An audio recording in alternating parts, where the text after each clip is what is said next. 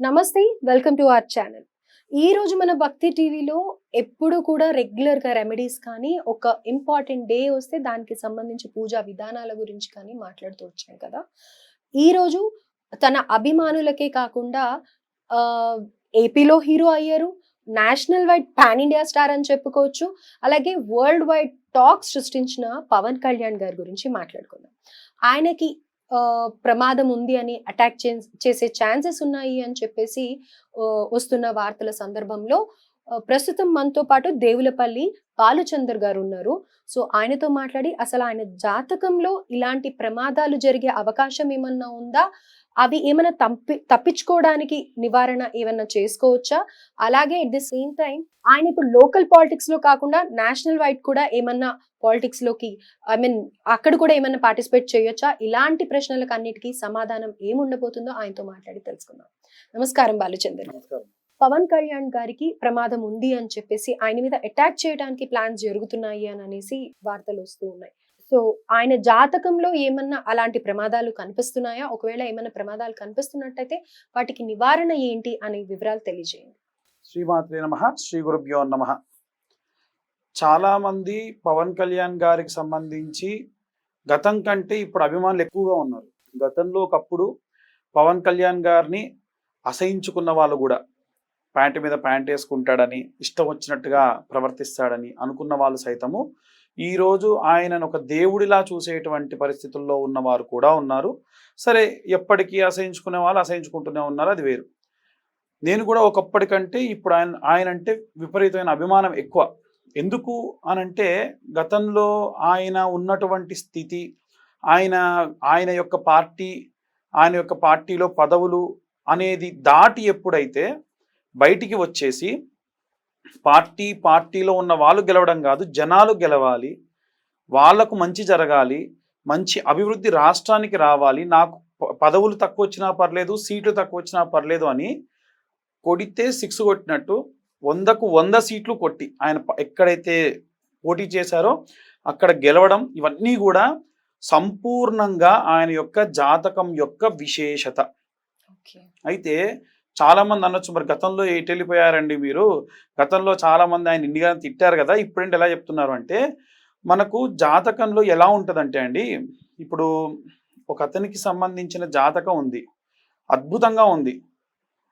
అతన్ను ఎవరైనా సరే ఒక మంచి ఉత్తమమైనటువంటి గురువులు వీడిలా చేస్తున్నాడే, ఇలా అయితే ఎప్పుడు బాగుపడతాడు అన్నారు అనుకోండి, ఖచ్చితంగా అతనికి జరగాల్సింది జరగకుండా ఆగిపోతుంది. అంటే గురువుల యొక్క వాక్ శుద్ధి, వాళ్ళ యొక్క వాక్కు నుంచి వచ్చినటువంటి మాట ఖచ్చితంగా తథ్యం అవుతుంది. ఫారిన్ వెళ్తాడు మా అబ్బాయి అని జాతకం చూయించుకోవడానికి ఎవరైనా మంచి పండితులు సిద్ధాంతుల మా దగ్గరకు వచ్చినప్పుడు, అమ్మా మీ అబ్బాయి ఫారిన్ వెళ్ళడం కష్టము, ఇతనికి ఈ ఫీల్డ్ అయితే బాగుంటుంది అని చెప్పిన తర్వాతకి వాళ్ళు వెళ్ళకుండా ఇప్పుడు ఆ ఫీల్డ్లో చాలా అద్భుతంగా ఉన్న వాళ్ళు కూడా ఉన్నారు. అలా గతంలో కంటే ఇప్పుడు మెరుగుగా ఉన్నారు.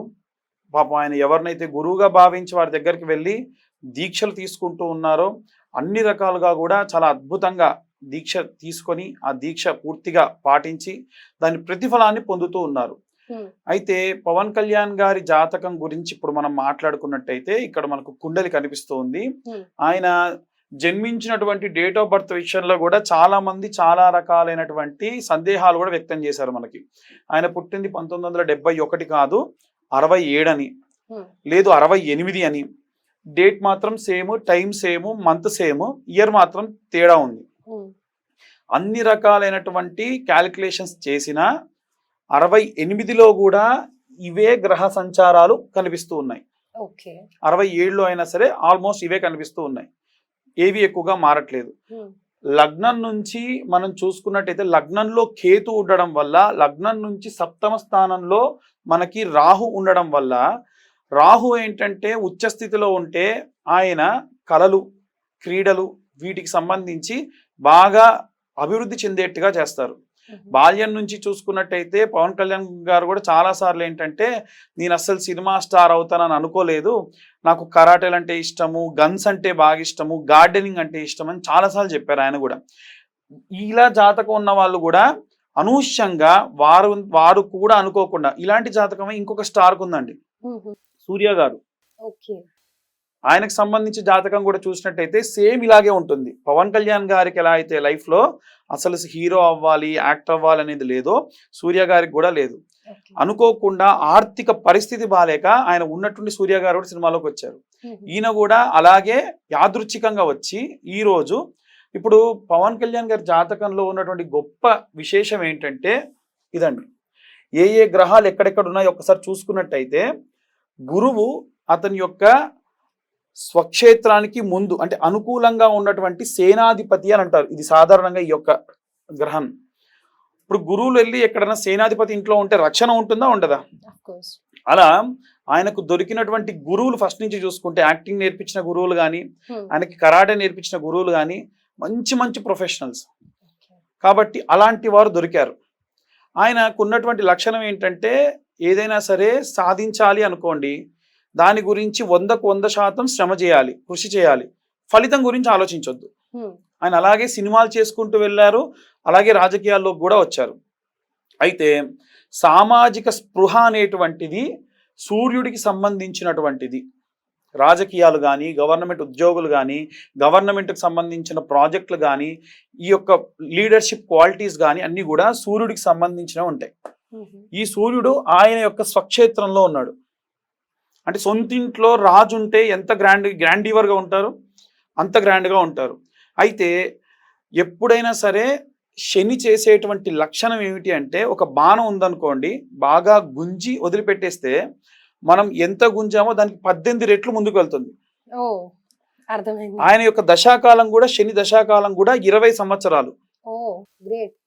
కాబట్టి సూర్యుడి యొక్క స్థితిని, శని యొక్క స్థితి, గ్రహస్థితిని బట్టి అన్ని గ్రహాలు కూడా పీక్స్ లో ఉన్నాయి. ఇక్కడ చాలా మంది ఆయన్ని తరచూ కామెంట్ చేసేటువంటిది ఏదో అదే ఆయన జాతకరీత్యా బాగాలేదు, అదే శుక్రుడు. శుక్రుడు కలత్ర స్థానం. అయితే పవన్ కళ్యాణ్ గారి జాతకరీత్యా 3 పెళ్లిళ్ళు అవ్వడానికి కారణం ఏంటి అంటే ఆయన మ్యారేజ్ చేసుకోకూడనటువంటి సమయంలో చేసుకోవడం. అదే పవన్ కళ్యాణ్ గారు గనక 30 సంవత్సరాలు, 32 సంవత్సరాలు, 35 సంవత్సరాలకు గనక, అంటే తర్వాతకి కొంచెం లేట్గా గనక వివాహం చేసుకోరుంటే విదేశాల్లో ఉండేటువంటి స్త్రీని వివాహం చేసుకునేటువంటి యోగ్య జాతకం ఆయనకు ఉంది. అంటే ఇలా జాతకం ఉన్నవారు ఏం చేస్తారంటే సాధారణంగా అబ్బాయిలకైతే అర్క వివాహం అని, అమ్మాయిలకైతే కుంభ వివాహం అని చేస్తారు.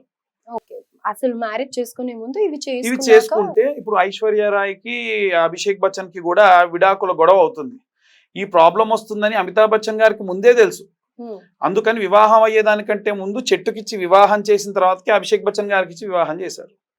సో అలా చేయడం వల్ల మనుషులతోని మళ్ళీ మళ్ళీ వివాహం అయ్యేదేదో ఆ దోషం అక్కడితో పోతుంది. అది చేసుకోకపోవడం వల్లనో లేదా వివాహం కొంచెం ఆలస్యమైన చేసుకొని ఉంటే బాగుండేది. అది వినా ఇంకేమైనా సరే ఓకే. అయితే ఇప్పుడు పవన్ కళ్యాణ్ గారి జాతకరీత్యా గడిచినటువంటి రోజులలో ఆయన జన్మతః శుక్రమహర్దశలో జన్మించారు. మనందరూ తెలుసు వీడికి శుక్రమహర్దశ పట్టిందిరా అంటారు.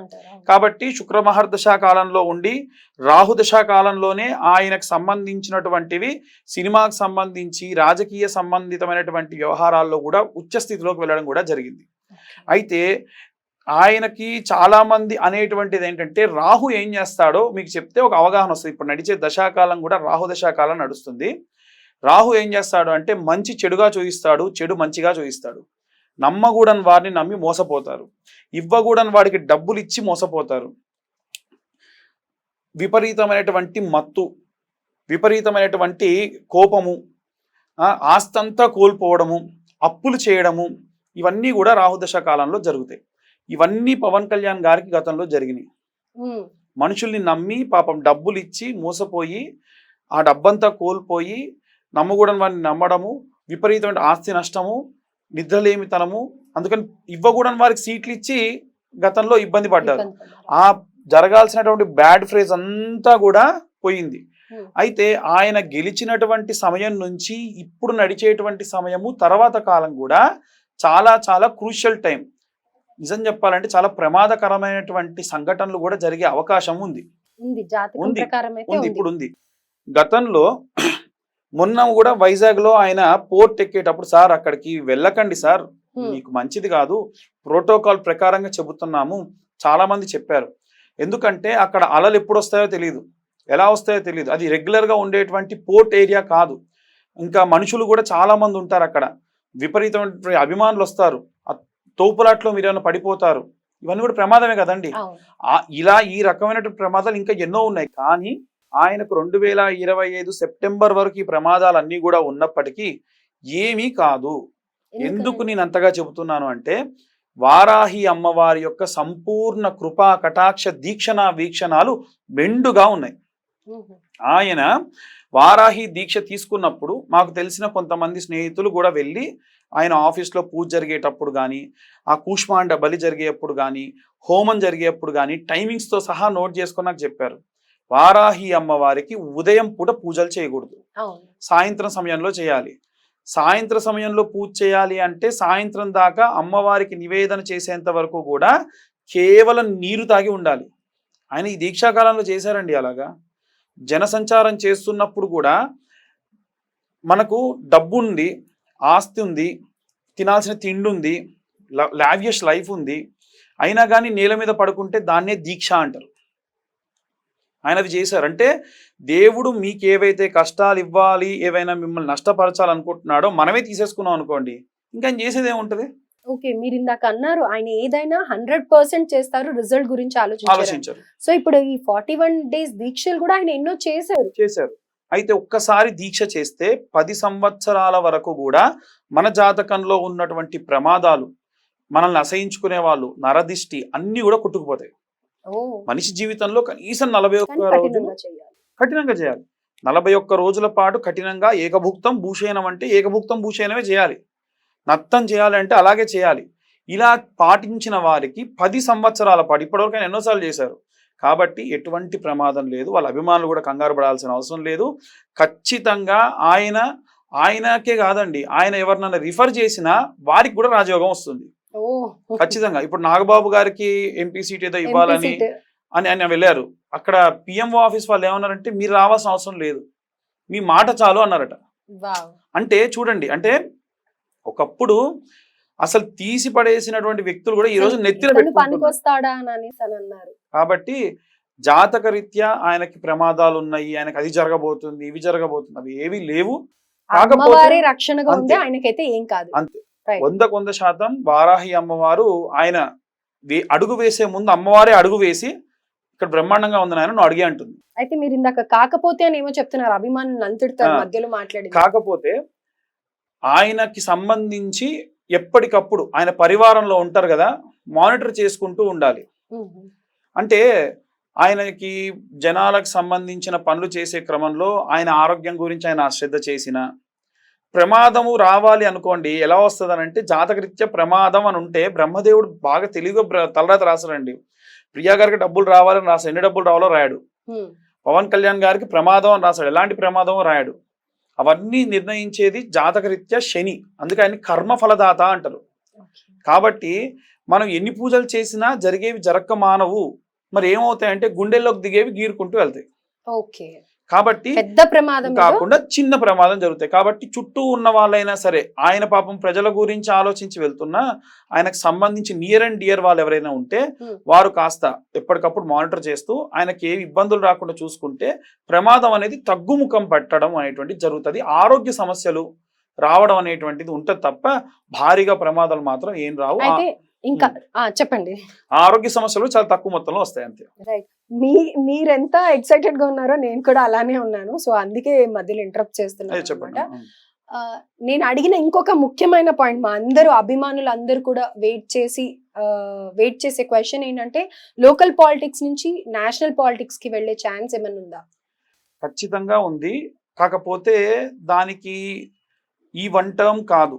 ఎందుకంటే పవన్ కళ్యాణ్ గారికి కూడా తెలుసు ఇప్పుడున్నటువంటి 5 సంవత్సరాల వ్యవధి కాలము రాష్ట్రాభివృద్ధి, రాష్ట్రం ఎలా ఉండబోతుంది, దానికి ఈయన ఎఫర్ట్ ఎంత పెట్టాలి అని ఆయన పర్సనల్ సినిమాలు చేయడం కూడా పక్కకు పెట్టి ఇవన్నీ చేసేదానికి కారణం కూడా అదే.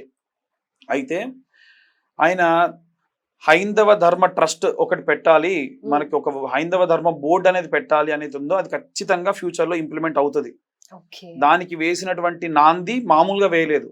మనందరికీ మైక్ల ముందు ఆయన ఏదో గట్టిగా అరిచి చెప్పేశాడు, ఇంకేం చేస్తాడు అనుకుంటున్నారు. కానీ ఆయన తిరుమల తిరుపతి దేవస్థానానికి సంబంధించినటువంటి ఇష్యూలో స్టార్ట్ అయినటువంటిది చాప కింద నీరులా ఎక్కడెక్కడ ఏ ఏ దేవాలయాలు ఉన్నాయి, అక్కడ ఎలాంటి ట్రస్ట్ నడుస్తుంది, ఎలాంటి వ్యవస్థ నడుస్తుంది, వాళ్ళకు వచ్చేటువంటి ఫండింగ్ ఎలా వస్తుంది, ఎలా మిస్బిహేవ్ చేస్తున్నారు జనాలకు తెలిస్తే, మరి మీరు బయట ప్రకాష్ రాజ్ లాంటి వాళ్ళు చాలా మంది ఉన్నారు, ఎప్పుడైనా సరే ఒక బట్ట కాల్చి మీద వేయడానికి సిద్ధంగా ఉంటారనమాట. కాబట్టి అలా లేకుండా ఆయన ఏంటంటే కాంప్లికేట్ చేయదలుచుకోలేదు ఆ ఇష్యూ తర్వాతకి. ఆయన పని ఆయన చేసుకుంటూ వెళ్తూనే ఉన్నారు, బయట ఎవరికి కనిపించకుండా చేసుకుంటూ వెళ్తున్నారు. ఖచ్చితంగా వన్ ఫైన్ డే మనందరం కూడా మీరు అన్నట్టు నేషనల్ పాలిటిక్స్ లో ఖచ్చితంగా చూస్తారు. కొంచెం కానీ ఈ 5 సంవత్సరాలు కాకుండా కొంచెం టైం పడుతుంది. మనం నేను మీకు చెప్పినటువంటి టైం 2025 సెప్టెంబర్ తర్వాతకి వాటికి సంబంధించి మనం అందరం కూడా చూస్తాం, అంటే వచ్చే సంవత్సరం సెప్టెంబర్లో. రైట్. సో గురుగారు చాలా అద్భుతంగా చెప్పారు. అభిమానులు ఎవరైతే నిజంగా ఎదురు చూస్తున్నారో, అలాగే వరి అవుతున్నారో, అసలు పవన్ కళ్యాణ్ గారికి ఎలాంటి ప్రమాదం జరగొద్దు అని చెప్పి ఆల్రెడీ చాలా మంది వాళ్ళు కూడా దీక్షలు స్టార్ట్ చేయడం కానీ, వరి అవ్వడం కానీ, అయ్యో అనుకోవడం కానీ ఇలాంటివన్నీ ఉన్నాయి కదా. వాళ్ళందరికీ ఊరటగా ఈ వీడియో ఉంటుంది. అలాగే ఎట్ ద సేమ్ టైం సనాతన ధర్మం గురించి స్టార్ట్ చేశాడు, మొన్న ఒక వీడియో వచ్చింది, ఇప్పుడు ఎండ్ అయిపోయింది అనుకునే వాళ్ళకి కరెక్ట్ సమాధానం ఇచ్చారు. At the same time national politics లో కూడా చూడబోతున్నారు పవన్ కళ్యాణ్ గారిని. సో షేర్ చేయండి రా సాంబా ఈ వీడియోని, ఇది ఒకటే చెప్తాను. సో పవన్ కళ్యాణ్ గారికి wish good luck. And definite గా ఒక దీక్ష, ఈ వీడియోలో మెసేజ్ ఏంటంటే